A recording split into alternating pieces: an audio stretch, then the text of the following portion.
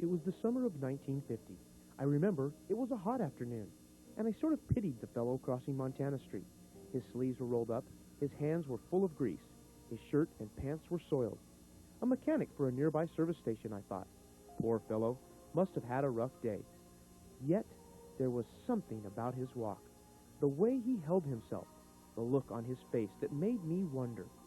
I stepped into the cool of 5 Points bowling lanes and asked for the manager. He wasn't in, and the assistant manager had just stepped out. You must have walked right by him, the person at the counter told me. He'd been working on the machines, and he just went out to grab a bite. The fellow I had crossed on the street was Roy Lown.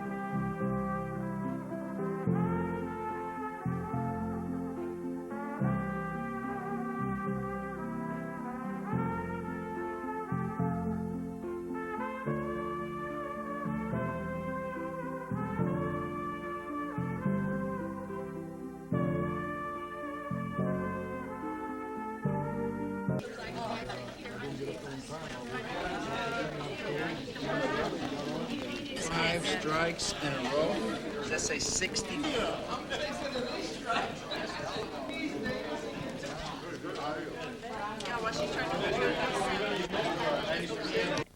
Well, I'm kind of caught off guard here, Roy, but I do want to say to you tonight, happy birthday, many, many more happy birthdays. And I just want to say that if I had my choice of any brother-in-law in the world, no, I would still choose you. We've been just proud to have you in the family all these years, and I hope you just have 100 more birthdays. We love you. Congratulations, Roy, on your 65th birthday. How does it feel to get there? Well, happy birthday, Roy. We hope that you have many more, and we're glad to be here to celebrate it with you. Thank you. Birthday. Happy birthday, honey.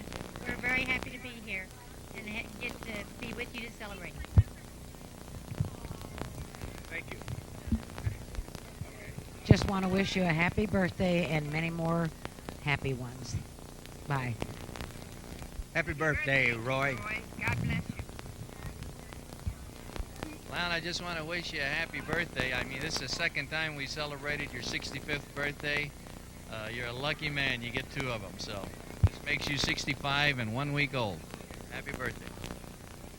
Uncle Roy, it's your favorite niece. Hello, you cutie. Sister-in-law. Happy birthday, you adorable. I would sing, but people are looking at me right now, so I'll sing to you later at Graham's. And what I have to say to you, I will say later. Okay, birthday. goodbye. Roy, I just want to let you know two things happen when you get older. One of them, the memory starts to go, and I can't remember what the other one is. Hi, Roy. Another year gone by, but you're looking better every year, just like us women, so hang in there.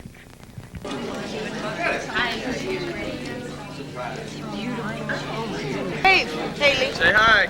Haley, wave. Wave. Smile. Dad, we just want to wish you a happy 65th birthday. You have no idea everything that we've been through to get this party together, but you're well worth it, and we love you very much. Happy birthday. Hey, Dad. Happy 65th birthday. I know this is a huge surprise on account of that we had it 3 weeks after your birthday, and we knew that this would surprise you, and we hope you have a very happy birthday and remember this forever. Happy birthday. Everybody's just going to kind of stay basically where they're sitting. We may stand up, but we're going to yell instead of surprise, because he has no idea this is for his birthday probably, is we're going to yell happy birthday. So not surprise, happy birthday. Would you all like to practice one time? No. I'll sit down and tell him that Mom and Cheryl will be walking in. Please make sure that they wait till he's Okay, also, the key will be my mom and my wife will be walking in first, and then my dad will be behind them. And Wait this till is he's all normal. the way in the They're room. always way ahead of where he's walking, so don't think you'll be suspicious at all for that. Okay, let's practice one time on the count of three. Everybody yell happy birthday. You ready? 1, 2, 3. What? I didn't hear that. Who here speaks Spanish to translate to the people that didn't get that? Okay, that's good. Okay, you're almost at Lee Trevino. So then you just... Oh, really? Oh, okay. Okay, Steve, go find Beto. Okay, we're going to be watching for you. We've got him lit. They're ready to go. Okay, bye-bye. Okay, now we'll stand on their way. They just have to cross Lee Trevino, and they'll be here. So, if we could just sort of get everybody in their seats, because he thinks that he's here for a Christmas buffet anyways. So if we could get everybody in their seats, and don't forget you're going to yell happy birthday, and don't forget to wait until my dad's completely in the room. Please, thank you.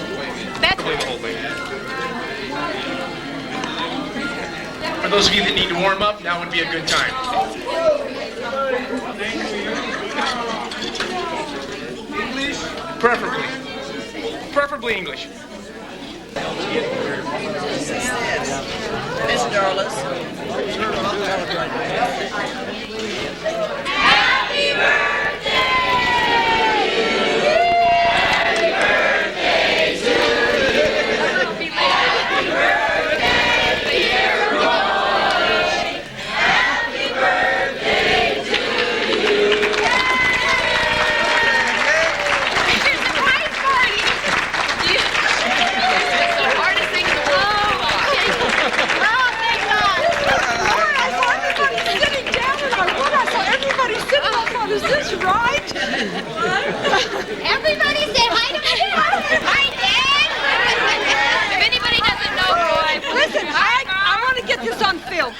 get him to shower. I couldn't get him to wear a tie.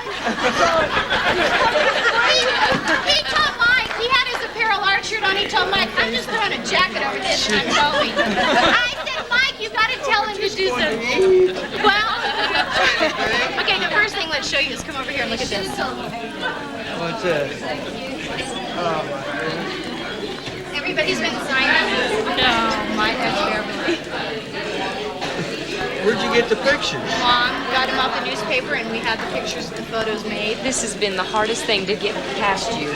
You don't know, it's been unreal. Look, everybody's been signing it, and we've got a frame for it. Okay, come say hi to all your friends, Dad. Gee, they could.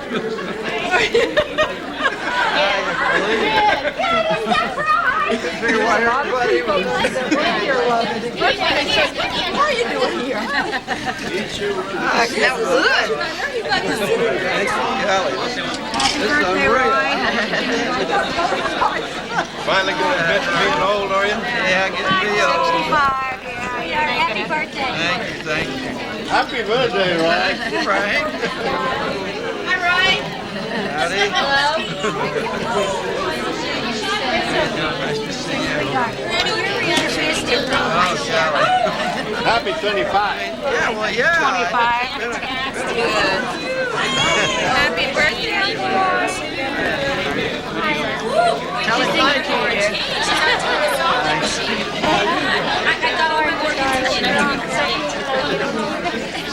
Happy birthday. I can't believe he did. He knew nothing. He was really No surprised. earthly idea. We even talked about it at work. You always tell Dad even worked on it. Never said a word. He was even see. Never entered my mind. If it had been my birthday, How are you? Just fine. Granny, look at your son, Howard. Did you see Howard and Granny? Oh, Sheriff. Where's Sheriff? It worked out good. You didn't know he was coming all the way behind to celebrate your No, it just never entered my mind. Flowers. Never entered my mind. Well, you didn't smile faces. I saw some people here, and I really didn't focus on it real good. I said, what the heck, we come into this room? You know, but he said they got a party in the room. Hey, Chris, you got your corsage on. Good. Mom. Got you. Oh, but it's from all. I didn't think so. Dad, go over Mister, there. you're still asleep. I said, oh, man. Here. Let me help you. You want to take your sweater off first? I got you, Boutonniere.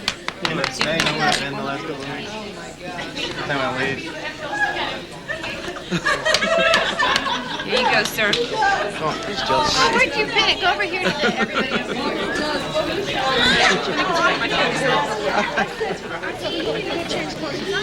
Happy birthday. You have more birthdays than the women. No, I didn't. Just completely. You know, I bought a pool table from you almost 30 years ago. You said it'd last as long as you live. You know what? I still have the pool table. And it's still lasting. And you're still alive. So keep on going. I want to keep that pool table. I don't want it to break down. I don't want to either. How'd you like that story we did on you? What story? About coming here tonight.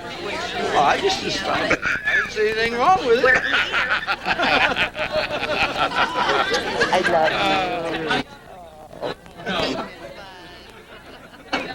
Look like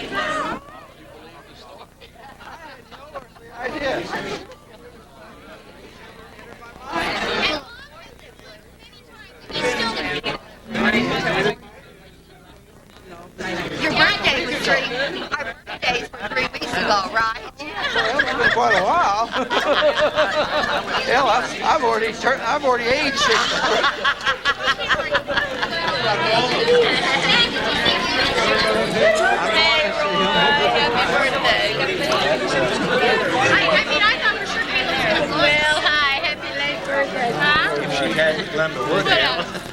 Happy birthday. Thank you. Did you see this table here? What is this here? Well, I tell you, you got me. My wife is so mad because she wanted to go to the lake. Thank you. You wanted to what? Go to the lake. We missed the lake. Had your cancer. You're going to the lake. I had no earthly idea. No? Well, on my birthday, I've aged since my birthday. Thank you. Thank you very much. You know, did you notice his face when he first walked in the room? Hello, sweetie. Thank you very much. Many more. Nobody said a word. Mom, happy birthday. Merry Christmas. Happy birthday. You mean that nobody told you? No, I had no. You know how long we've known about it? I wanted to tell Mike that this means we're going to stink if I No, I don't think so. I've only known for about a month and a half. I don't know. Whatever it is, it's working. It's working. Hey, Roy. Hello there.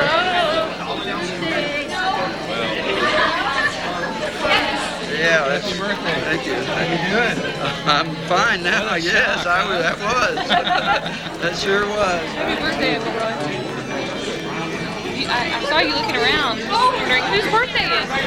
Well, actually, they said it pretty fast, or I would have been puzzled. Actually, we thought this was a nice accomplished Christmas party, but they said they'd beat us, so we stayed. We're here by mistake. Happy birthday.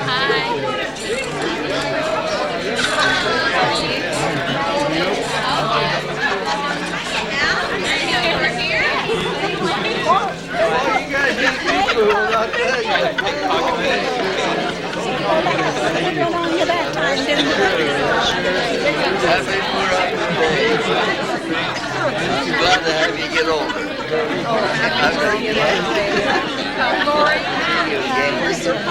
Oh, I was. Harry and Tom came down special for your birthday. Happy birthday. Next time you'll Happy birthday, dear. Many more of them.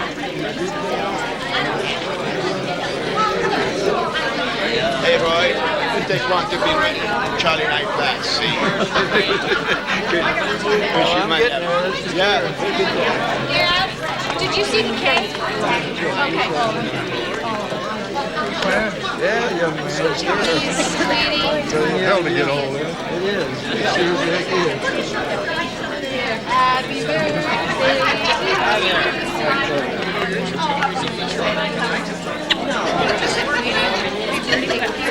Cutie. Uncle Roy, happy birthday. You're really 29? I'm sorry. Happy birthday. Happy birthday. I came down just especially for your birthday. I feel honored. My mom. Stop it. Did you see Aunt Phyllis? You walk in a room and you don't have any clue what's happening, it's for you. Well, they turned around and said, How long did it take for you to realize it? well, when they said happy birthday, I mean, I saw her. What the heck is Frank doing here? Because she said he had the room. And so I figured, well, he was here because he kept saying, oh, yeah. So he was the first one I saw, and I didn't really think about it. Hi. Happy birthday. I'm glad you were surprised. Yes. You don't even know. Well, we're really surprised. We didn't think you did. Yeah. We didn't think you did. I know it. I got you. You got me. It's about time. You ain't seen nothing yet. Did you meet Danelle's mom and dad? I honestly, everything worked out great. Yeah, I had no earthly idea. John's got killed. Did you see her cake? Well, honey, were you surprised? Still am. That's neat. And this George has done a wonderful job. He has. Thank you, George, very much. He sure followed me around. Oh, he's done a super job. Wait, we haven't started. Look at that. The heads are gone. Heads are gone. Aaron's in 5 feet.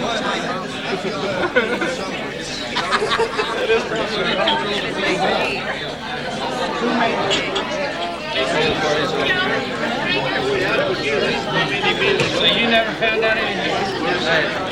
Did you ever catch on about all the times I said I got to go? Well, you said I said Jan was going to be so mad. I know you said it, but I never well, if it had been closer to my birthday, it would have really, I might have. So you're already 65. That's right. I turned. You're an old guy then.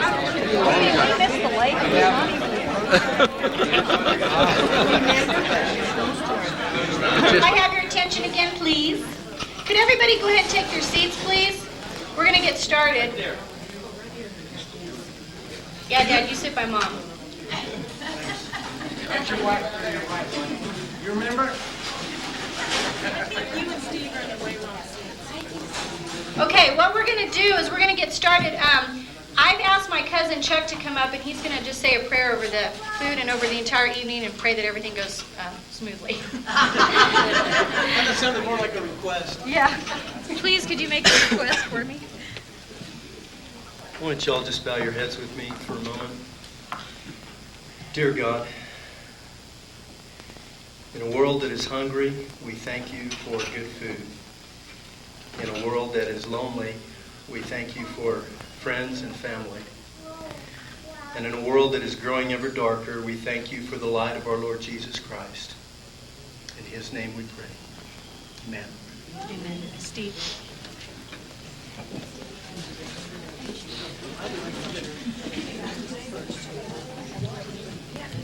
Okay, the next item on the agenda for this evening will be the meal, which will be the important part of the evening. But let me see. We need to start. We're going to start with this table right here. What else would you like? We're supposed to let Roy go first. Enchiladas? Dramatic. No, just you. Well, no, that just. I said I'm fine. Okay. What else?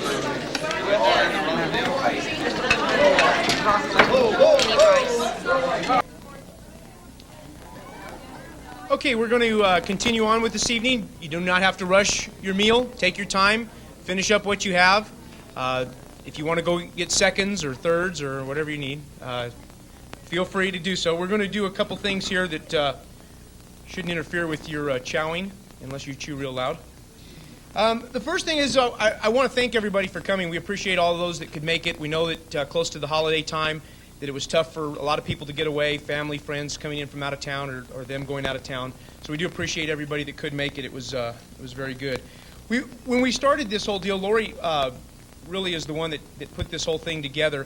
And we were trying to figure out the best way to surprise my dad because we couldn't figure out, he's too smart. And we thought, we're not going to be able to figure out a way to surprise him. Catching him off guard is going to be tough. So we got together, we figured it out, and we decided the best way to surprise him was to hold it 3 weeks after his birthday. And close to Christmas, so that if we did mess up, he would think maybe it was going to be a Christmas present. And I think we succeeded tonight because he still, I don't think, knows it's for him. So to convince him, we're going to continue on with the evening and do a few things that will make sure that he understands that this evening is for him. There were a lot of people that wanted to be here tonight, either that were going to come in from out of town or that live here and had to leave town. And we've got a few letters here because they wanted to say something to my dad and to let him know how they felt. And so they wrote letters, and I'm going to read one right now. When I'm done with this one, then Lori's going to come up and read a couple, and then I'll have another one to read. We've got 4 letters here to read. So like I say, there's y'all take your time. If you want to get more to eat, go ahead and do so. Okay, here we go. First letter. You'll know at the end. Roy, I'm sorry I cannot be with you to share in the celebration of your birthday, but our plans to be out of town were made months ago. I would like to express briefly my admiration of you. We've been friends for a long time. During this time, I've always held you in high esteem because of your inevitable lifestyle and your extraordinary bowling career. It was always nice to hear of or witness your willingness to stop what you might be doing to help a bowler with his needs, be it a question or what he might be doing that was wrong with his bowling. I've always had the fantasy of emulating your bowling prowess, but I'm not that foolish to believe I could match your skill, though in my attempt it has made me a better bowler. I was very privileged when I inducted you in both the El Paso Association and the Texas State Bowling Association Hall of Fame. Speaking of a Hall of Fame, backtracking to my remark of my desire to emulate you, I now recall that one time I did just that. During your induction into the Texas State Bowling Association Hall of Fame, if my memory serves me correctly, I related this tale. You and I were bowling on opposite teams in my scratch league, and the only reason I was bowling in the league was because they couldn't find a secretary to cater to the whims and idiosyncrasies of scratch bowlers. What with the strategies utilized in matching players to hopefully gain an advantage in winning points, my team pitted me to bowl against you, thus allowing your team's weaker bowlers to pair up against our team's better bowlers. I believe that I said I felt like I was looking down the barrel of a Magnum 45, scared to death. A doom fell upon me. The clouds were dark and heavy. I needed a miracle to outscore this giant of a legend in bowling. And lo and behold, all of a sudden there was a clearing, and the sun shone between the clouds, and the miracle happened. I beat you one game. Perhaps now, maybe you remember that incident. You somehow didn't at that time. I know you don't have Alzheimer's, you have someheimers. You know, sometimes you remember and sometimes you forget. But seriously, Roy, I wanted to at least be with you through these thoughts in wishing you a very happy 61st birthday, and to tell you I feel very fortunate having you as a friend. Your friend, Gene Calabro.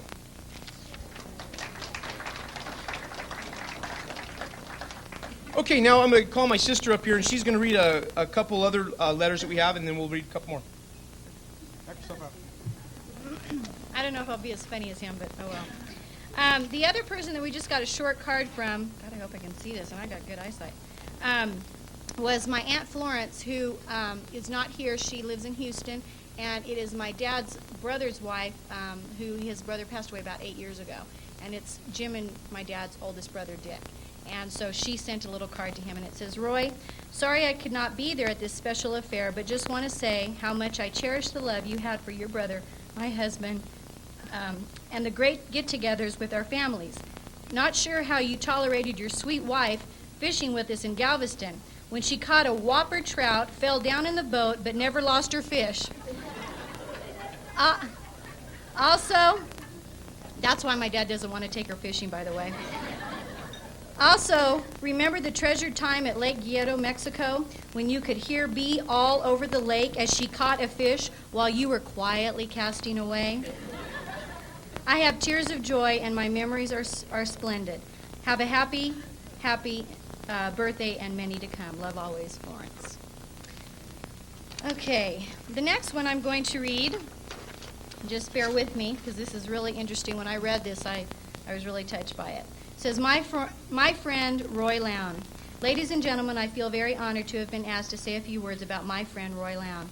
I met him when he was manager at 5 Points Bowling Lanes. He immediately became an instant friend of mine, and I value his friendship. His name was forever written in the sports page of our local newspapers. One of his first honors was being the El Paso All-Star champion. He was awarded a trophy, compliments of Zeke Humphrey's Acme Sports Shop. The large trophy was presented to him by John Rich. I have listed some of the highlights in his long bowling career. Quote, how good can Roy Lown get? He averaged .240 for 4 games in the All-Star League at Freeway Lanes. He keeps getting better and better, impossible as it may sound. Freeway Lanes' team was paced by Roy Lown's .246 game, 636 series. Lown leads top 4 in pin match to decide who will represent El Paso in the All-Star Tournament in Chicago. I was lucky to come in second.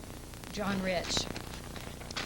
Lown leads bowling field. He took top honors in the match champion bowling tournament. His opening day totaled 2,406 for 6 games. He journeyed on to the White Elephant Lanes where he had 2 245 games. Roy won $1,500 for sixth place in Las Vegas. He also won money appearing in the TV show Jackpot Bowling. This and That from El Paso. Roy Lown is now a sporting 204 average in the three-man scratch league at Freeway Lanes. This is the highest average in the city. He organized a 5-game scratch singles tournament to be called the annual Border Town Classic. He sent advertising posters to Lubbock, Hobbs, Amarillo, Fort Worth, Dallas, Los Angeles, and St. Louis. In conjunction, there was to be a ragtime doubles event. Then came May 15, 1961. Roy Lown was the first El Pasoan to, if I may coin a phrase, put El Paso on the map. He entered the PBA tournament in Paramus, New Jersey. He was already well known in the bowling circles in Texas, New Mexico, and Ogden, Utah, and he now became nationally known when he won this prestigious tournament. One of his opponents was the great Don Carter. He outbowled Don Carter with a 2-game score of 421 to Don's 406. But it took a strike in the 10th frame to win. In the final game, he bowled against Rich Robinette. He needed a strike, but he got a dreadful split. Ray needed a double. He got the first strike and left a split in his second. So Roy won 196 to 191. He received a large trophy and a check for $15,000. Anecdotes about my friend. I teamed up with Roy and 3 other bowlers and bowled against 5 men from Odessa. We bowled for $100 and won. Who could ever forget the fabulous pot games at 5 points? 15 to 20 top bowlers would bowl, each paid $1, and when anyone got 3 strikes in a row, someone would holler, "Peso!" Everyone would have a quarter for every strike thereafter. We would bowl till 2 or 3 a.m. What fun. Our poker games. Many times, Roy, Harry Golden, Don Kelly the Pro, Harry Smith, Bill Hazlitt, and Paul DeMarco would come to our apartment, usually on Saturday, and we would play until 2 or 3 a.m. on Saturday evening. Harry Goldie would call at 1 a.m. and say, "Rich, put the coffee on, we're on our way." The same group would come over and we'd play till 12 the next day. We all agreed that Roy was a better bowler than poker player. We did not play for big money, but we did have fun. Bowling in a league at 5 Points Lane, Roy had a bad night, which was very, very rare. And he was so disgusted, he picked up his bowling ball, went outside, and giving it his all, he rolled it down Montana Avenue. I wonder whatever happened to that ebonite ball. Sounds like my dad. Once when bowling with Harry Golden in a league at 5 Points, Harry was complaining about getting tapped, and this went on for 2 or 3 frames. Finally, Roy turned to Goldie and said, "Quit your griping and get your ball out on the damn lane." Along about this time, Roy and Bea got married. They had a lovely wedding, and they made a beautiful couple. What a joyous occasion. They had 3 super children, and they are all successful in their lines of work. Stevie seems to be following in his famous dad's footsteps as one of El Paso's top bowlers. I have bowled with Roy, bowled against him, and I learned a lot from his bowling techniques. If you will watch Roy when he's bowling, you will notice that he stands in the same place, follows through beautifully in delivering the ball.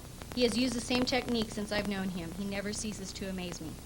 In closing, I'd like to say those were sure the good old days.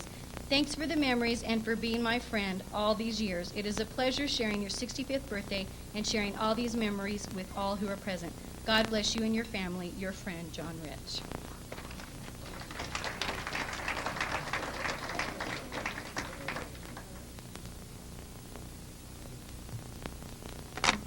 Okay.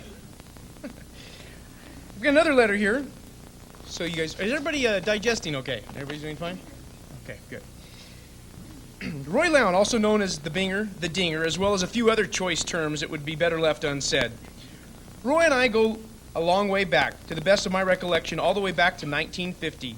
It was a traumatic time for me. My wife of 4 years and only 26 years old passed away.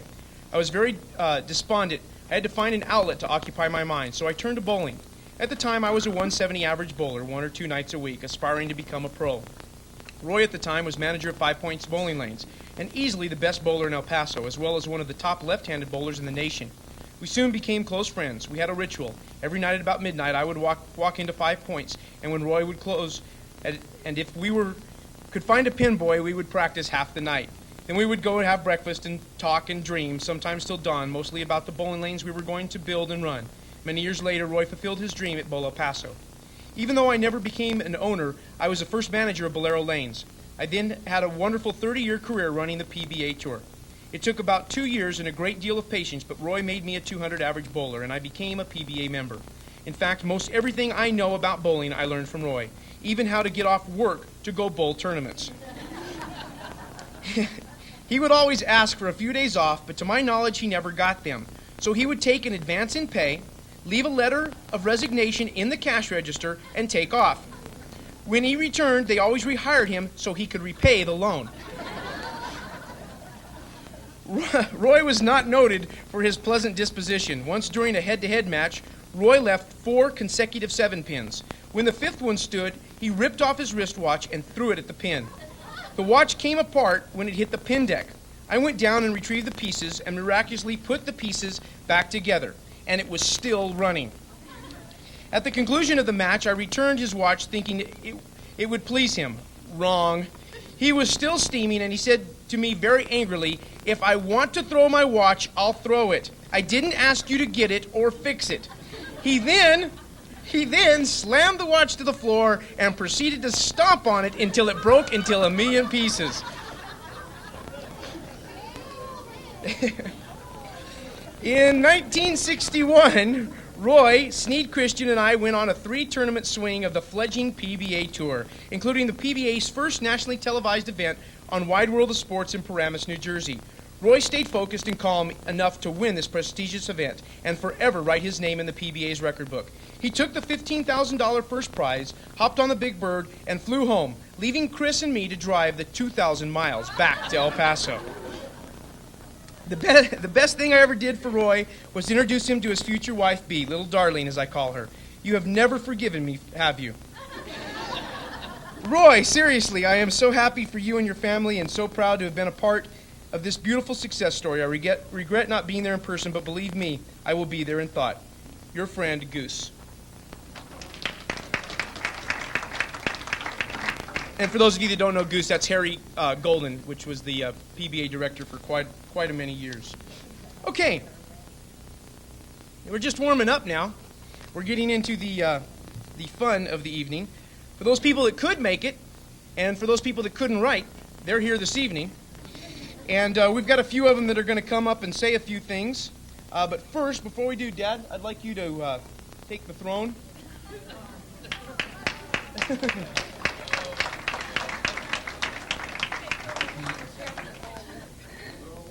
And it rolls and it does fall off, so be very careful there. Yeah, that's right. And that's right. And get comfortable. Okay. First, what we're going to do this evening is we're going to call a few people up just to say a few words. Kind, non-kind, fun, non-fun. We have a wide variety of personalities that will be passing this way. And after that, we have another presentation to do after that point. But first, we'll start with, who are we starting with? We'll start with Lori, his eldest daughter. I won't say favorite because Bev's here. Also the event organizer for this evening. And also the good thing is when she read those letters, she didn't get emotional. That was what we were striving for. So, Lori? Thank you, Leanne. Oh, God, I really don't even know what I'm going to say. I'm just going to go quickly. I told Steve I just wanted to get these few things off my chest, and I pray I can do them without breaking up. Huh? My mom's going to say that all night, so just be prepared for it. She's going to be telling everybody, talking to the mic. You know, tonight is going to be really about a lot of bowling because that was such a very, very big part of my dad's life. The only thing that I know about bowling, I really wasn't around when my dad was bowling in tournaments because I don't even remember when he quit, but I think I'd just been born. So I don't know if that has anything to do with it or not. But the only thing I do know is that when he was bowling in the All-Star, I was just a few months old, and my mom was watching him bowl, and I started fussing. And so my mom had to leave the room, and my dad had bowled a 300, so she missed it. So that's the only thing as far as bowling that I've had to really do with anything. But tonight, huh? Yeah, thank you. But tonight is going to be so much about bowling that I just wanted just to make sure that everybody realizes that I've been very, very proud of my dad.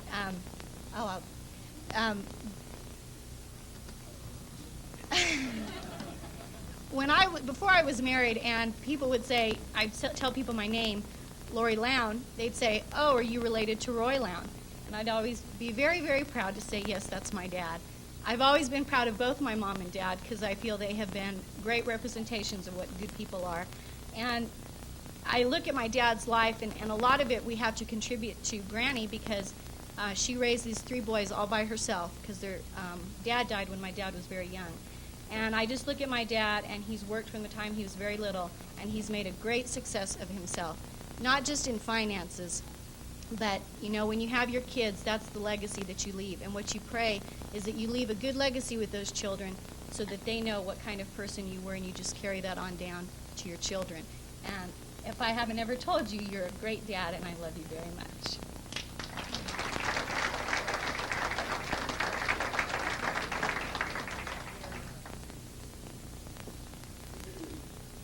Oh, sure. She gets to leave, and now I have to come up. Okay. Gee, how old is 65? Very, very old. The Sun Bowl game in just a week is only 61. And it's the second oldest bowl game in the world. The speed limit is only 55. You've got to get out of town to get up to 65. But you got to think, we just had a party for my grandfather that's back there. Hey, Charlie, can you hear? Is he listening? Hello. That's okay. He just turned 90, and we had a party for him. And so I started thinking, 65, that's not bad. I mean, that's not even close to 90. That's 25 years. Shara's 25. He's got a whole nother woman's life to live. Okay, next up to the podium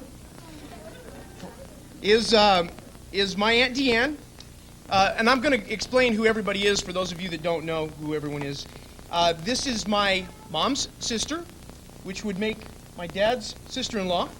And she is also the one that calls on him for all handiwork. Now, I don't know why that is, but all that I know is that every time she needs something done at the house, we get to have dinner at her house on Sundays. After dinner's over, my dad's working and everybody else is having fun. So now here's my Aunt Deanne.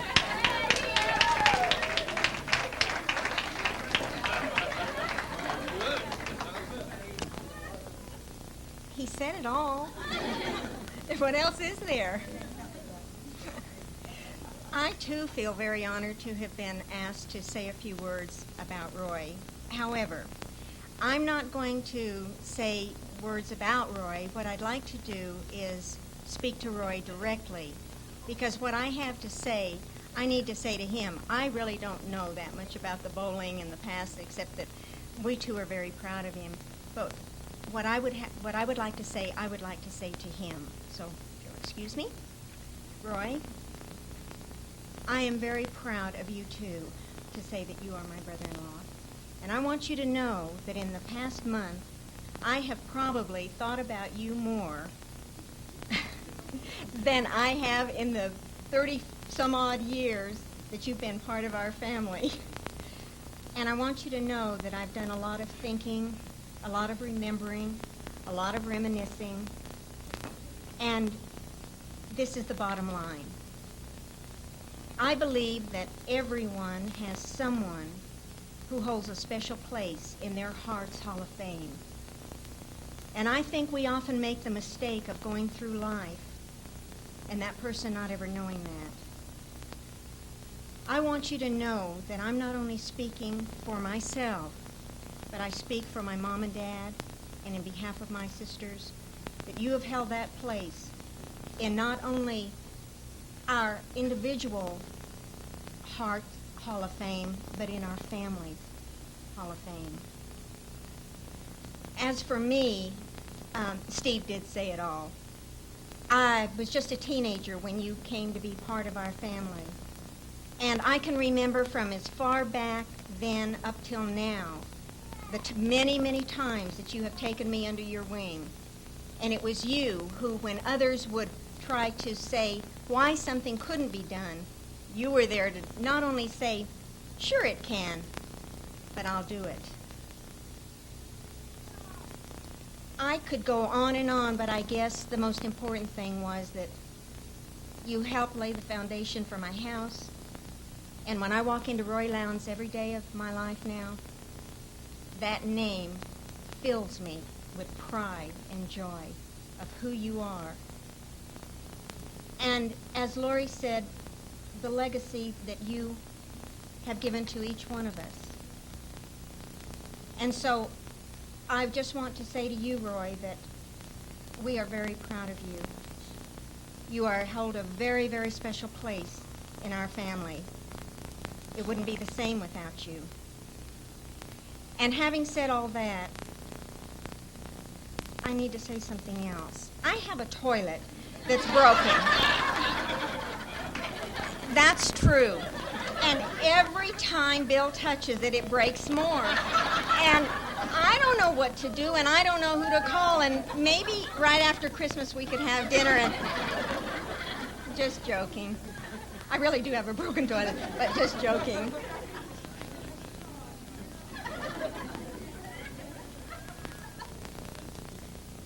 I hold you in high esteem.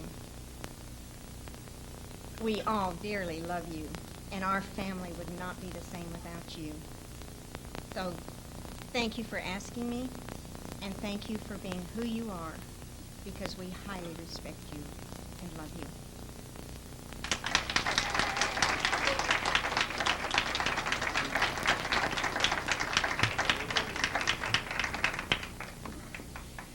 And I thought my job was going to be easy.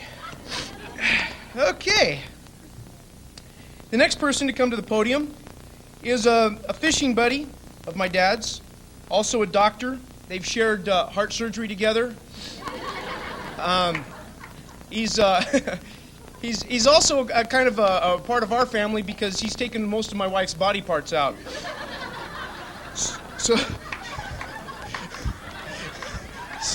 So coming up now is Dr. Frank Villario.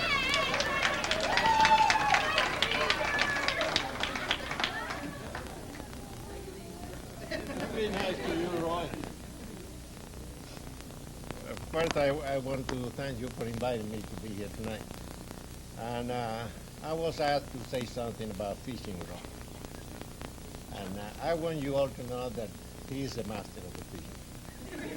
And every time I get out with Roy fishing, I learn something new.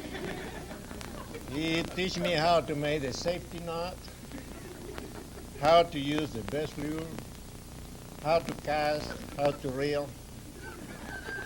And in this particular time, we went to Novillo, a lake that we are very familiar with.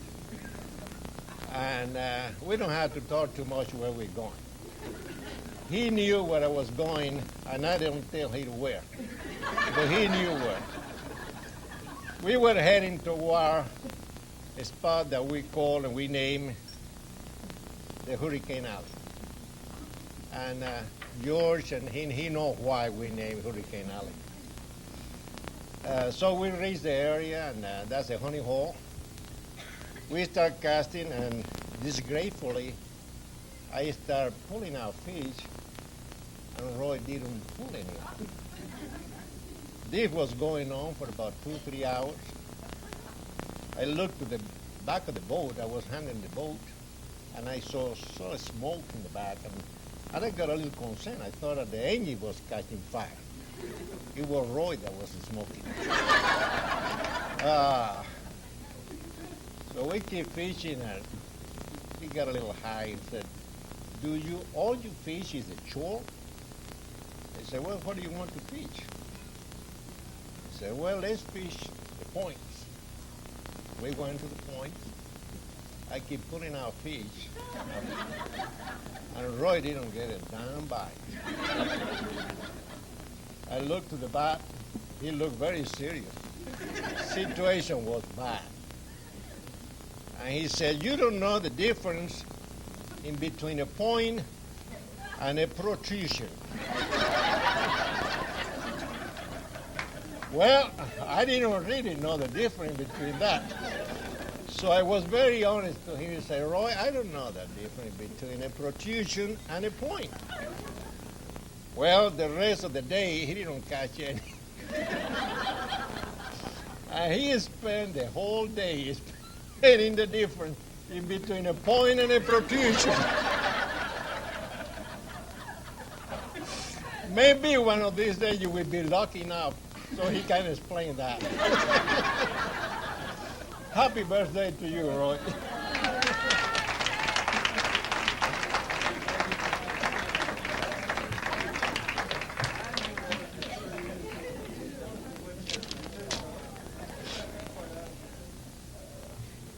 Okay.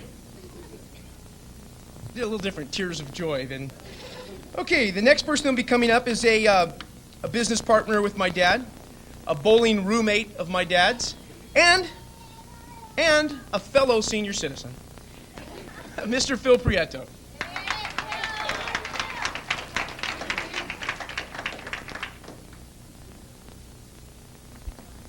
You all must know a different Roy than I do. But anyway, the first time I ever met Roy was about 34 years ago. I was bowling at Thunderbird, and he walked into place. I knew who he was. He didn't know who I was. And I asked this guy, do you think he'll help me, learn how to bowl a little bit more? So I got introduced to Roy, and I asked him to watch me a little bit. I don't know if he remembers this or not, but he saw me throw a few balls and said, who taught you how to bowl? And I said, well, I taught myself. He said, well, you throw the ball pretty good. And boy, my head went like this. And I said, I'm going to keep practicing, because this guy was my idol. So anyway, 35 years later, here we are. Now, every time I ask Roy about his fishing trips, he always says he's catching 100 fish or so. Now the truth comes out. B's catching the fish. Dr. Volario's catching all the fish.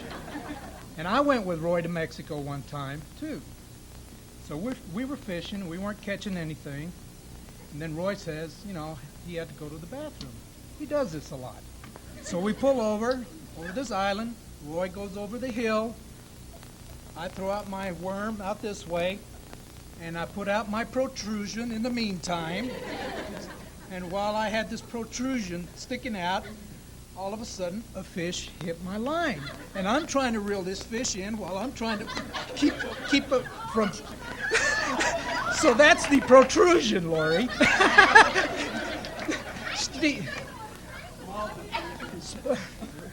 I was using little worms. But anyway...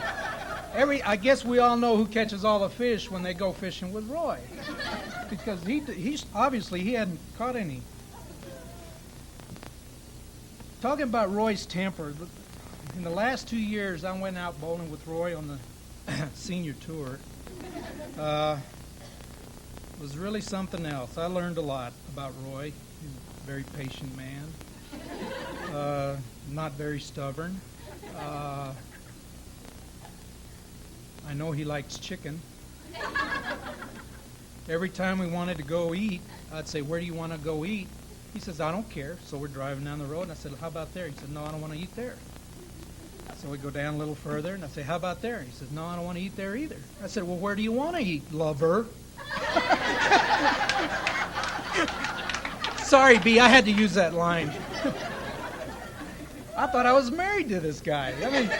I'd say, well, where do you want to go? He said, I don't care. I'd tell him where I want to go. But anyway, I never got so sick of chicken Caesar salad in the last 2 years. Everywhere we went, we'd eat chicken Caesar salad. And I guess about 10 years ago was probably one of the greatest moments of my life. I walked into Roy's office. He probably wishes I never did. But I said, how would you like to build a bowling center? And he said, sure. So we started talking, and lo and behold, we got 2 other partners and got our dream, I guess. What can I say? It's been a great honor to know Roy. And to this day, as John Rich says, he's still standing in the same place. He will not move. He will not change equipment. But he's not stubborn. Well, all I can say, Roy, it's a pleasure to do business with a man when a handshake still means everything. And when a man gives his word, that means everything to me. So a handshake is as good as your word. Thank you, Roy.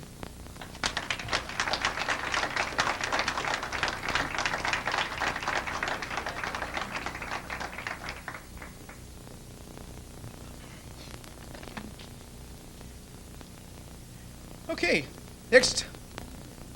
I knew I was too. Next coming up is another fishing buddy of my dad's, which for some reason it was easier to find fishing buddies than bowling buddies. I haven't figured that, but so next up is Gene Dawson.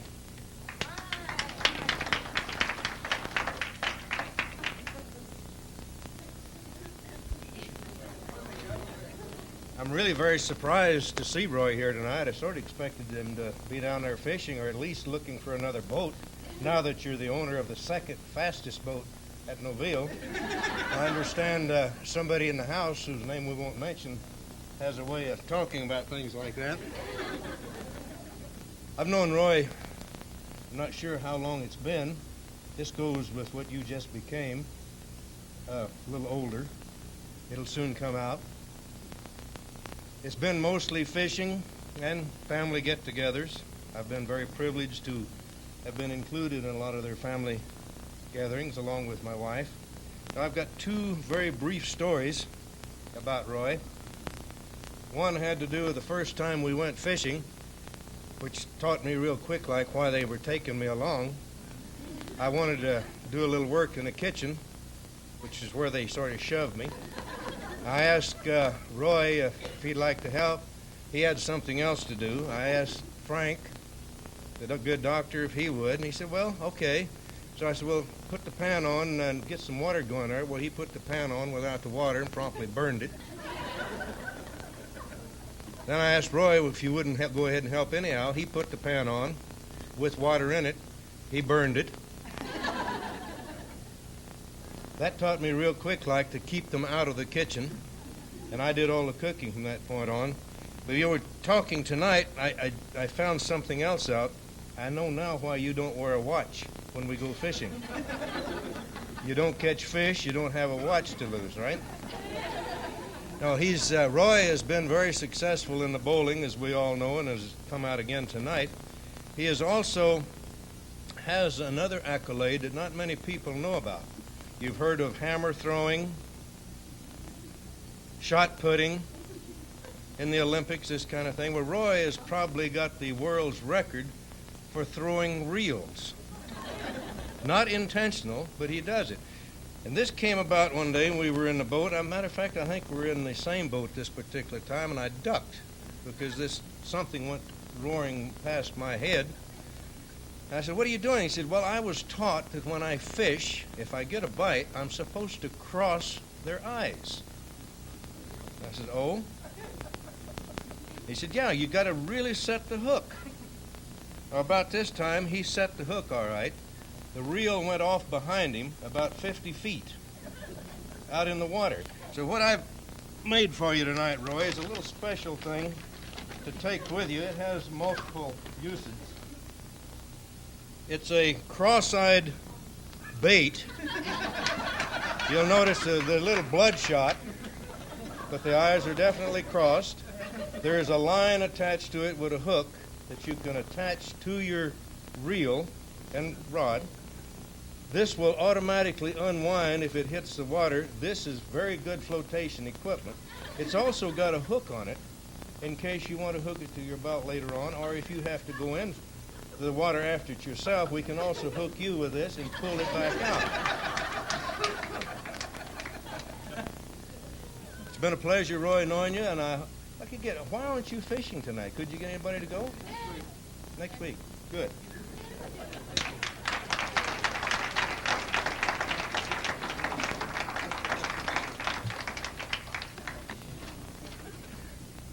Just to give you an idea of how life around our house was when I was young and kind of how it still is today. My mom left town for Las Vegas for a few days, and was gone.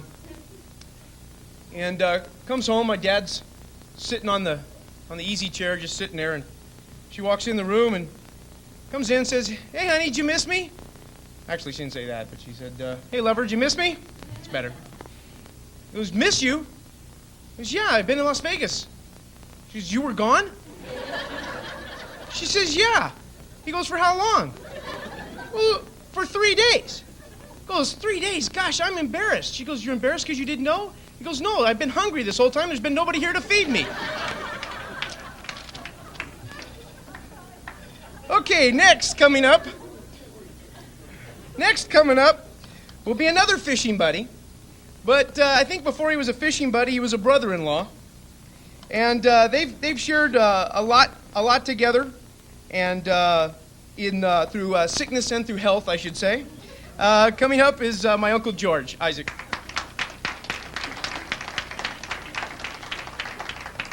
Said these things about you. Just wait. It's true.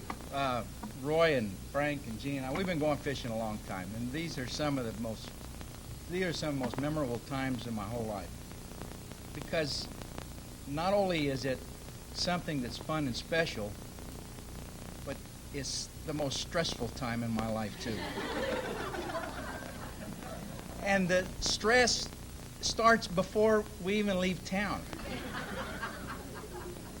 Because the good doctor's daughter, my daughter-in-law, before we leave, will come up to me and say, "Please keep an eye on him. He's not too well, and we don't want anything to happen to him." And then B tells me, "You'll watch him, won't you? You know, he's not that well." So we're headed out to the interior of Mexico, and of the three of us, I'm the only one that still has the original body parts. They got these big scars that go down here, and they have leg veins attached to the hearts. And I'm never sure whether I'm going to keep them going long enough for 9 o'clock in the morning to get there. Because something special happens at 9 o'clock in the morning. You heard what the good doctor had to say. About 9 in the morning is when they finally start arguing with each other. And after about 10 minutes, you can see the color come back to their faces. Nice rosy cheeks, and I know that they're going to be okay for at least that day. Well, let me tell you how the morning starts. Well, I set the alarm for 5 o'clock in the morning. It goes off at 5. I get up, plug in the coffee, go in the bathroom and wash up, come out, pour my first cup. About 5:30, Frank comes stumbling out of the bedroom and bounces into the bathroom. And about 5:45, I go over and I start CPR on Roy.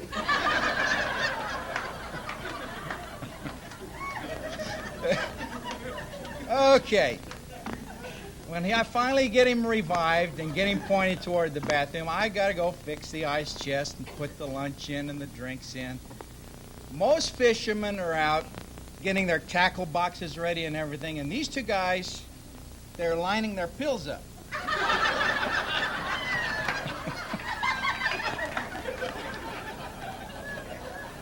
And it really makes me kind of nervous. And I watch them. And this pill they take to lower the blood pressure. And then the next pill they take is to make the heart beat so it pumps the blood out. And then they put these big elastic stockings on to squeeze the blood back to the heart. And I'm saying, "Oh, Lord, help me." But I finally do get them out on the lake, and by 9 o'clock, everything's just rosy, and we're having a good time. But I will tell you, all these things why do you go fishing? All these things these guys said is true about Roy.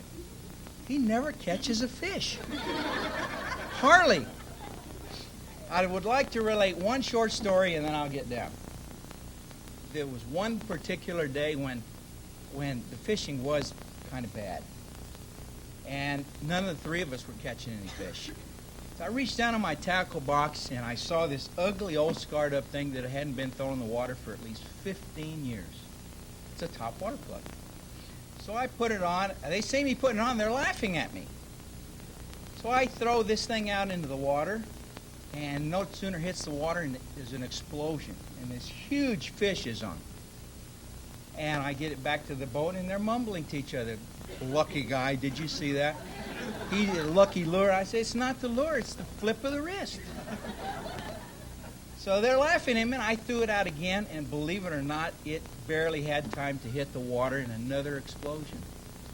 This went on for about 2 hours. Isn't that right, Doc? That's right. Well, let me tell you about Roy. When somebody in the boat is catching fish and he's not, he goes through stages. First he gets a little twitchy, and then about an hour after that he gets kind of belligerent. And if it continues, you happen to turn around, he's in the fetal position.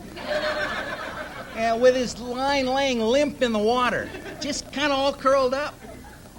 Well, on this particular day, after I caught these fish for about an hour, he tells Roy, he tells Frank, he says, this place is no good, let's go find the big ones. So I don't want to upset my brother-in-law, so I'm quiet. I pull my lure back in, he starts the boat, and he leaves. And we're gone. Well, we got to the place where the big fish are. And I no sooner had that lure out in the water, and it exploded again.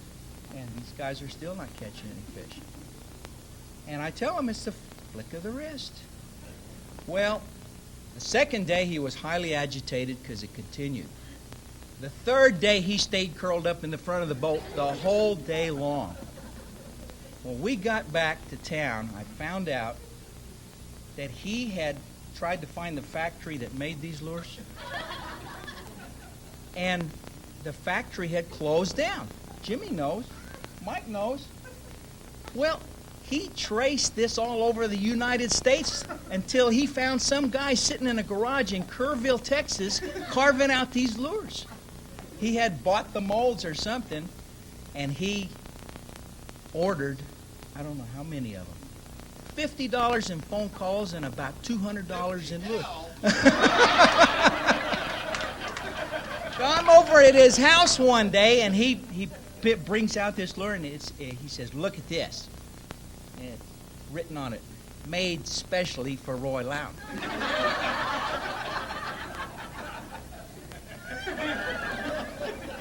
Well, he's in for a big surprise because when we go down to the lake next month, he's going to find out it's not the lure. It's the flick of the wrist. All joking aside, brother-in-law, it gives me great pleasure to turn and see you sitting at the other end of the boat. Happy birthday.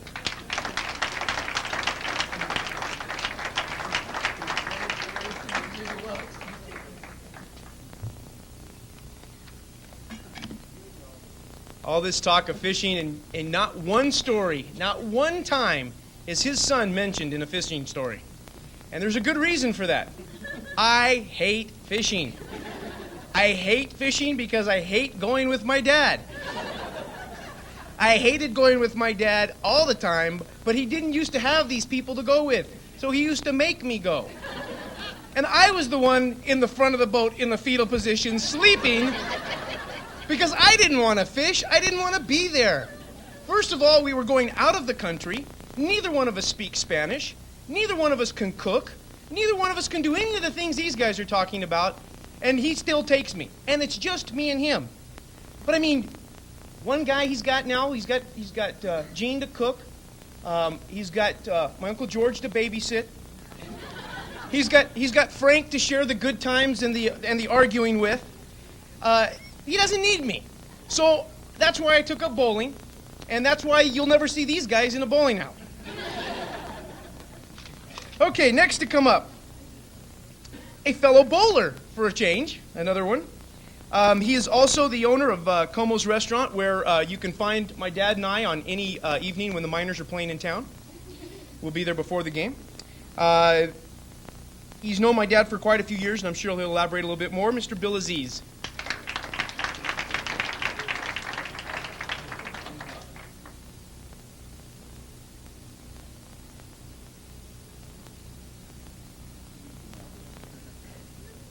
last guy I saw sitting on the throne like I had to go kiss his ring. Because the bishop, I was thinking, do I have to go through yours too? Yeah. Everybody's talking about knowing Roy since 5 Points. I think I go back a little further to the Mesa Bowl. Everybody's saying 5 Points where? Imagine Mesa where. Into Mesa, through 5 Points, freeways. And freeways, the first place I learned how to read the scoreboard upside down. Because when he had a tantrum fit, he used to hit those old telescores and just flip them over. And Roy's the first one that really taught me how to carry a 5-pin, but never taught me how to carry a 10-pin. And all these years I've been chasing him, trying to catch up. I could never catch up, even in age. Still got me by 3 years. One time we were talking about the veins in the part. I finally had my first quadruple bypass. Well, I got Roy now. He don't have one. He had one, but he didn't beat me. We tied. That's the only thing we were tied at. So that's about as close I could come to ever beating you in any kind of a match game. And I don't know if you want to call that a match game. But all these years I've enjoyed knowing you, and I have a lot of fun. All these years we bowled against each other. Till last summer was the first time we ever bowled together. And you can relax when you bowl with him because he can carry you. When you bowl against him, you can't relax, never. And I hope God grants you many more years, Roy. It's a pleasure knowing you.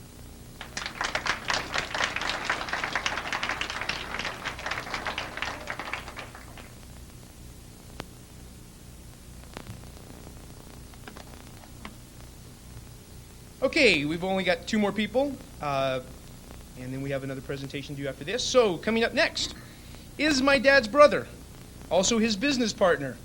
And there are tons of stories involved in family from years and years ago, from the time that we were growing up and they lived in California, and for a time they'd come through here, and it was, I mean, just back and forth, and we always knew them from somewhere and some time and some place. But finally they come here to El Paso, and they live here. And now they're here today, and now you'll be able to hear everything you've ever wanted to know from day one, not just this Mesa Bowl 5 Points, none of this a few years. We're talking from the beginning of time. My Uncle Jimmy. I've known Roy for a long, long time. As a matter of fact, I was 0, and he was about 3.5. And I can remember it very well. I remember looking up, and Roy turned to Mom and said, "Mom, there's a depression on. You got to get rid of this kid. It's another mouth to feed." But she kept me. And that just kind of shows you the rocky relationship that we had when we were very young. He used to throw a lot of rocks at me. And when he got a little older, he used a damn slingshot. Now that hurts bad. We lived on Jefferson Street. For those of you who don't know where Jefferson Street, it's not very far from where Roy Lown Incorporated is. And in those days, that was the edge of town. There were a few houses out past that, but not many. And I can remember him taking me hunting. And when they didn't see anything to hunt, he would make me hold up tin cans. And he didn't hit the tin can very often. But it was pretty good, you know, when I got to go, because I got to carry the rocks. And it was a long time for us to grow up together and be buddies. But we moved when, I guess you were about 9 and I was about 6. We moved to a little town in Robinson, Illinois.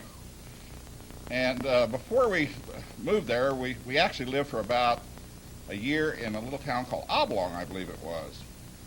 And I can remember, and since it's Christmas, I'll tell a story about Christmas. Our first Christmas there, Santa Claus came on Christmas Eve. And I remember Santa Claus brought me a tricycle. And a few months later, we were going up the hill to visit somebody, I don't remember their name now, and Roy rode my tricycle. Imagine that, Roy rode my tricycle. But he got tired and he put it off in a ditch.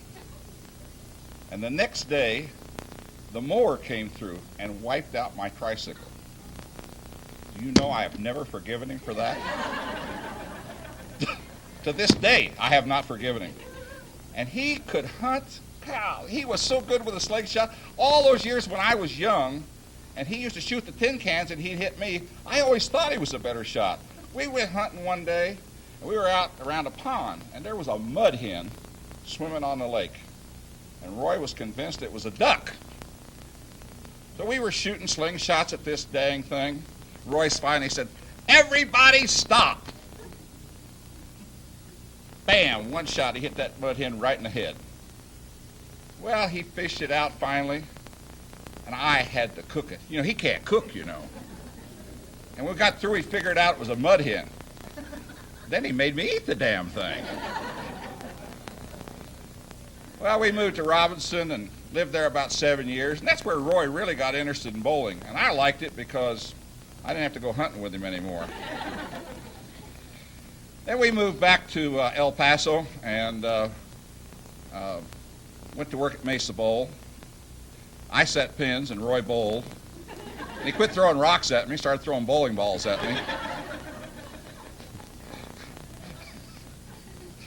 You know, you talk about the watch. You realize how damn lucky that pin was to only have a watch thrown at it? I used to have rocks thrown at me. But we managed to kind of grow up together, and I got through high school, and I went off to service, fight the Korean War. And since I had to go fight, why, Roy gave me some rocks. I came back, and you know, we actually rented an apartment together. But that didn't work out, so we both got married. You can't cook, you know.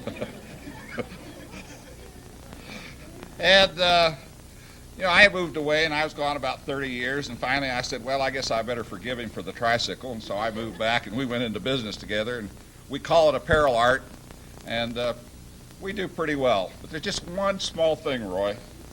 He keeps a damn rock on his desk. Would you please throw the rock away?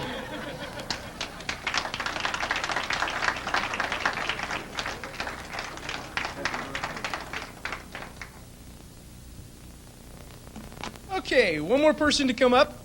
Another family member, brother-in-law. A few years back, he bought my dad's business on Dyer Street and on Yarborough called Lown Incorporated.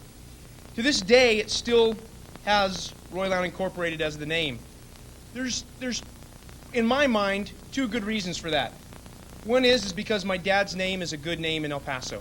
It's well respected. He built the business and made it what it was, and people know the name. The other reason is because my uncle's too tight to change the sign. So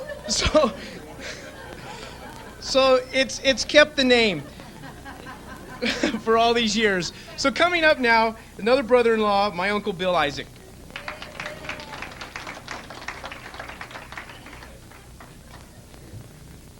Steve's a little young and doesn't understand these things, but I'll explain it in a minute. There's a little confusion, B, about what I'm doing here. B took me aside at a restaurant the other day and told me I'm supposed to toast Roy, not roast him. I think she had is this a roast or a toast? Which is it, B? Roast, you think? I mean, I came up here to toast him, so now I got to change my whole pitch. I've learned a lot sitting at this table. I don't know who's responsible for putting me at this table, but Roy, you're very fortunate. Lanny had a roast, and his was a funeral roast, coffin and all. I mean, he was telling us, true story, he was telling us about that. So, be glad it's a birthday. He had a funeral roast, nobody talked to him. He was like he wasn't there, But anyway, just sitting here listening to all these stories. It's really great. Binger, Dinger, what'd they call you? Binger? Binger. That's Dinger over there, the doctor of Valorio. Binger and Dinger. There's a couple of things that I want to tell you about Roy, only because he told us the story of Thanksgiving, I think it was. Everybody's talked about, Roy's plumbing and being replaced and what have you, and he took him in for a checkup, took him to the hospital. And they took him back, and there really wasn't any place. The hospital was full. And they took Roy over and they put him, where all these people have migraine headaches. They took him over there. and they let B go back to scene. And Roy was sitting there, and there was all of these women walking around in the hospital gowns. And Roy's sitting there with a smile on his face. B's not happy. And B calls the doctor and says to the doctor that she doesn't think this is right. You know, he came in to get checked up. I mean, she got him sitting here, all these women parading around, you know, half dressed. I mean, you know, and doctor looked at B and said, "Miss Lown, don't worry about it. They all have headaches."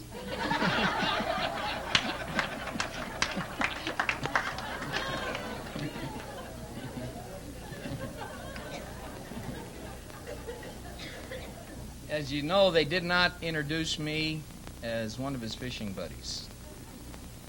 Roy took me fishing one time. It's been about 12 years maybe, Roy?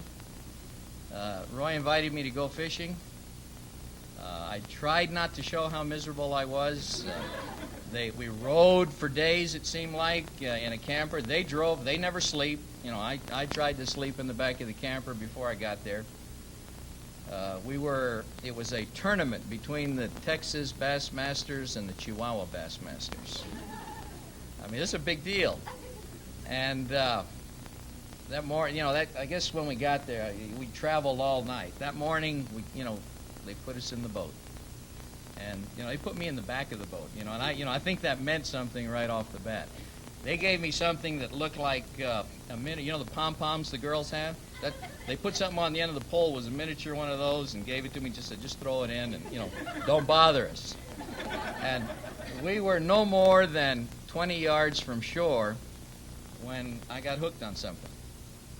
And, you know, nothing. I mean, it was just frozen. And, you know, they were backing up the boat, and I could tell they were a little upset. But, you know, we get the thing out of the water, and there was a big fish on the end. I mean, you know, they think this is fun. I mean, like catching logs. I mean, I've caught little trout, you know, that were really fun. I mean, they fight, and the pole goes like this. This thing was just like this. I mean, kind of like Roy and Valorio.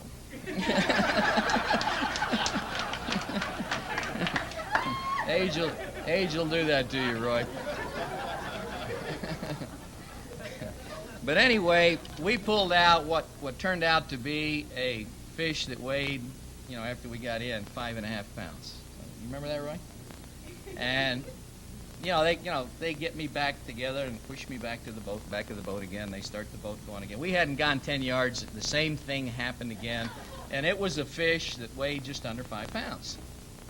For 2 days, I didn't catch anything after that. I mean, I was bored. I hated it. I mean, these guys caught a few fish. As I recall, you can catch a lot of fish. Caught a few fish. I don't even know what lake we were at. I don't know where we were at. We were in Mexico somewhere. But we had, they had a good time. I was miserable, and I was trying not to show it, but I think I must have, because he never invited me back. But anyway, it came time to see who won the tournament, and I caught the 2 biggest fish in the world. I was not in the club. I was not a Texas Bassmaster, so I can't remember who it was, but I think it was the little guy that cleans the fish. He suggested that Roy take the fish and get the first and second place. And I mean, it was the little guy, wasn't it, Roy? It wasn't me. Well, anyway, Roy, because everyone knows who he is and how he is, refused. I mean, integrity was still intact. Even the fish didn't do that to him. So, I mean, they would have won the tournament.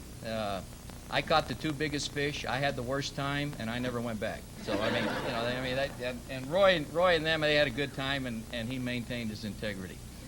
Roy, I got to go back to the other story about the girls in the hospital. I know Steve said something about Sumheimer or something like that, and it's hard to remember things. So I got you a tie so that you can remember those gals.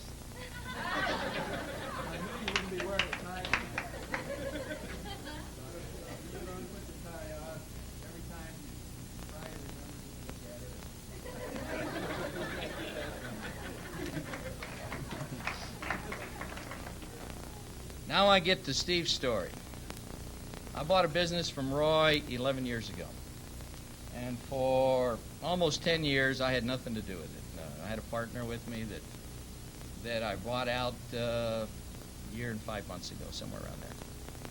And 2 years ago, my partner started talking about wanting to change the name. And they wanted to change the name to Classic Awards and Billiards. And I said, no, we're not changing the name. And that was one of the few arguments me and my partner had. I finally relented after I bought my partner out. The employees wanted to change the name. And so I said they could change the name to Roy Lown's Classic Awards and Billiards. I mean, as long as his name was there, that's the way the business was going to be run, because his name is very important to us. Since I've become involved in the business, people come in and they say, they want to see Mr. Lown.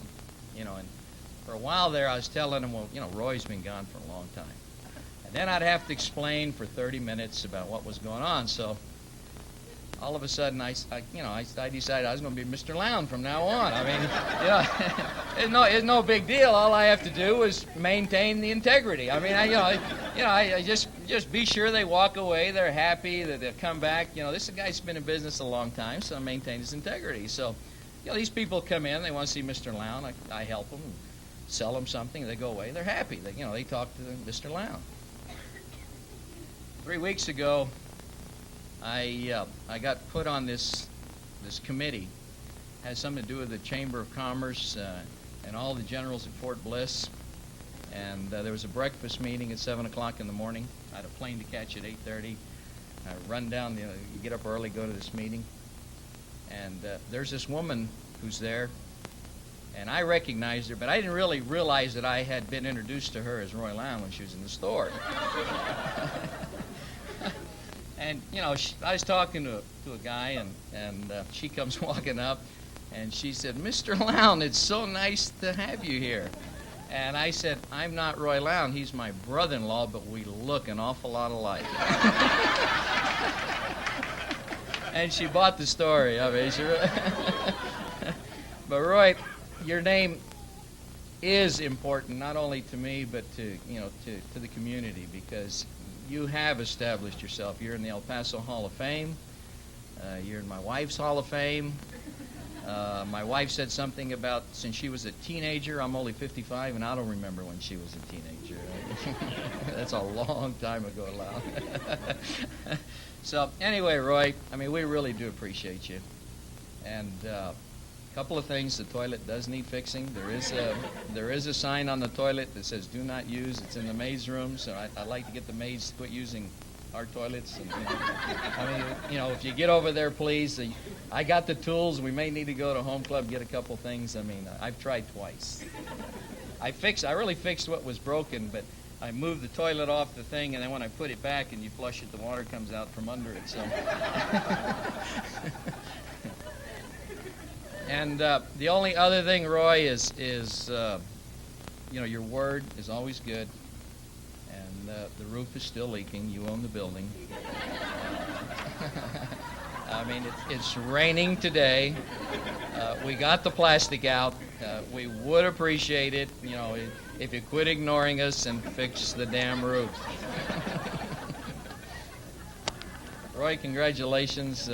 It's great that you're here at 65, and I hope we see you here at 75 and 85 and 95, because that means I'm 55, 65, 75.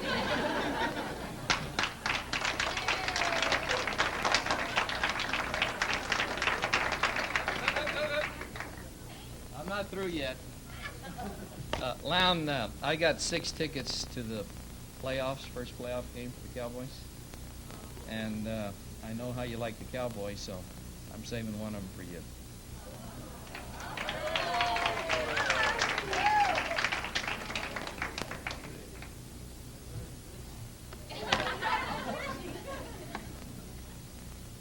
Okay, well, that's it for this segment of our evening. We still have... Go ahead. I have to, because Bill said something about... Phil. Roy gave him the first 7 pins. Well, he said something about carrying a 5-pin, and then he said he taught me how to carry a tampon.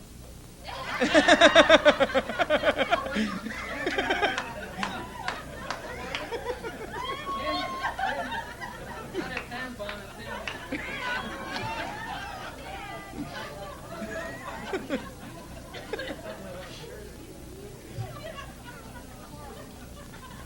Gee, and I thought the people that we were going to have trouble understanding was Frank, not Bill.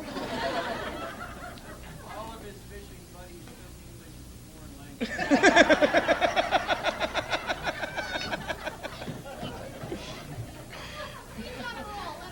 Okay.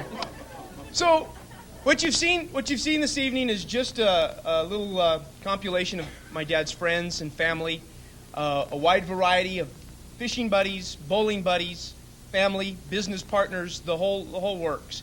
But the one thing that has been a common denominator in it all is that everybody holds my dad in the highest respect. Whether they goof around with him, have a little fun, poke a little fun here and there, it still comes down to the one thing: they all respect him. And there's a reason that they respect him, is because of the way that he is, the person and the type of person that he has been all of his life.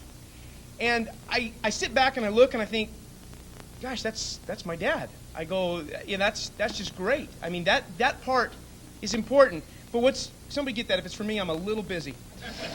If I just hope that when I'm 65 and my kids throw me this, because I'm going to show them the video, that I have just half the respect that my dad has. Because if I have half the respect he has, I'll have more respect than I'll ever need. And Dad, to you, so that you know, and I know that you know, but we don't tell you, we love you very, very much.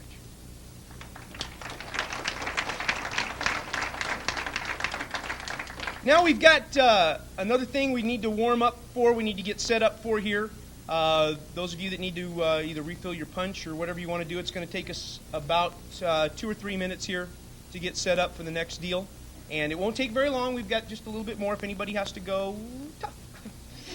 Okay? So it was something we knew a lot of you hadn't seen. We didn't want to take too much time, but we wanted everybody to see as much as they could of it. We wanted to show that last match and see exactly how it was done and that type of thing. If you notice, there's been a few changes. You notice the scoreboard, the way they write the strikes, they didn't cross it all the way through. It's a lot's changed, except the one thing is my dad still throws the ball the same way. Stands up, backs up, does the exact same stuff. But once again, we want to thank you all for sitting through and sharing that with us this evening. We are going to have cake and ice cream here in just a little bit. But before we do, before we get into that, we would like to bring up the person that we're all here for tonight to let, and he doesn't know this is happening, so I'm going to try and lengthen it out here to give him time to think of something. But this whole evening was for him. He was telling me earlier he's never ever had a surprise birthday party. Judging from this and how hard it was, he'll probably never get one again. So we wanted to make sure he enjoyed this one. But we want everybody, and I know that we all are here for that reason, to wish my dad a happy birthday. Dad, come on up.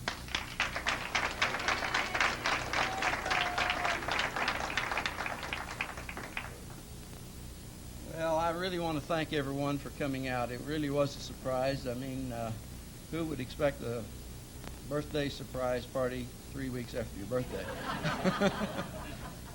But I really appreciate all the kind words and the fun that was made of me. I appreciate that very much, and I really thank you all for coming out. I know the figure now isn't quite the same as it was back in '61, but neither is the game. So, but I really thank you all, and thank you for coming out. Thank you. Thank you.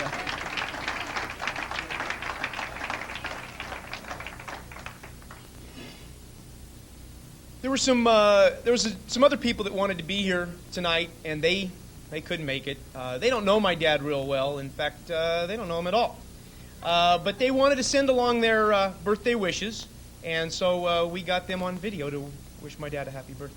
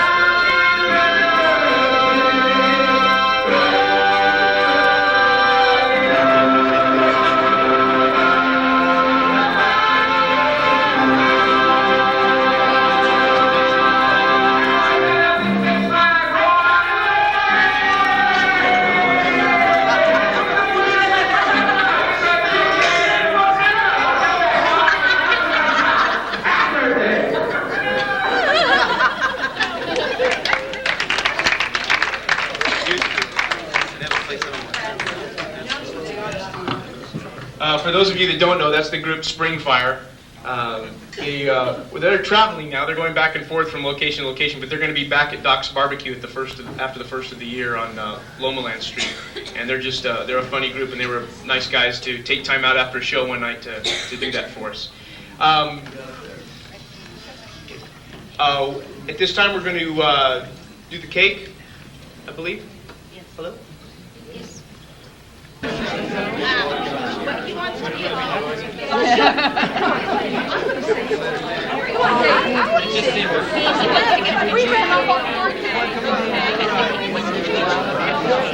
Oh, yeah, okay. After you told me that, I had to. I gave Roy it.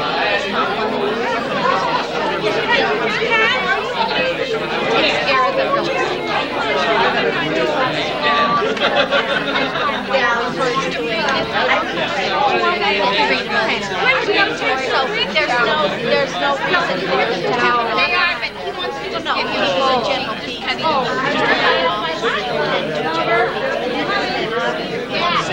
All strikes. 1, 2, 3, 4, 5 300s.